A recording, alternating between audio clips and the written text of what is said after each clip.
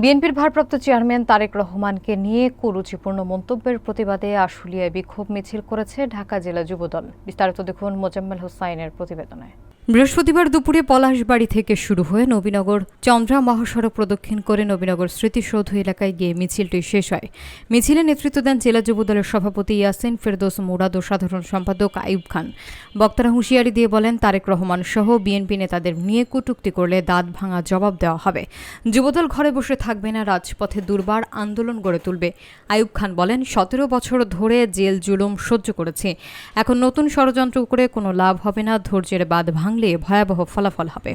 মিছিলে ঢাকা জেলার বিভিন্ন ইউনিট থেকে কয়েক হাজার নেতাকর্মী অংশ নেন। উপস্থিত ছিলেন যুবদল নেতা রকিব দেওয়ান রকি, ইয়ার মোহাম্মদ ইয়াসিন, সরকার শাওন, মোবারক হোসেন রুমি সহ আরও অনেকে।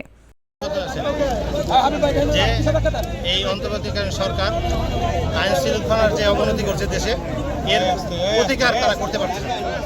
দেশে একটি অশান্ত পরিবেশ তৈরি করার জন্য একটি কুচক্রী মহল পায়তারা করছে, সেই সাথে আইন শৃঙ্খলার অবনতি হচ্ছে। তারই প্রতিবাদে এবং একটি পিন্ডির আশীর্বাদ পুষ্ট 71-এর রাজাকার বলে যারা চিহ্নিত, তারা আমাদের নেতা শহীদ রাষ্ট্রপতি জিয়া রহমান, দেশনেত্রী বেগম খালেদা জিয়া এবং আগামী দিনের রাষ্ট্রনায়ক তারেক রহমান, যারা কোনোদিন কোনো দলের বিরুদ্ধে, কোনো নেতার বিরুদ্ধে যাদের কুরুচিপূর্ণ বক্তব্যের কোনো ইতিহাস নাই, তাদের বিরুদ্ধে আজকে তারা কুরুচিপূর্ণ বক্তব্য দিচ্ছে।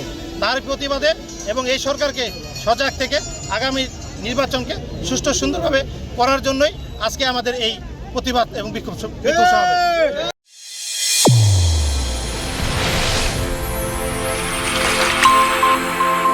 চ্যানেল A1 হৃদয়ের স্পন্দন।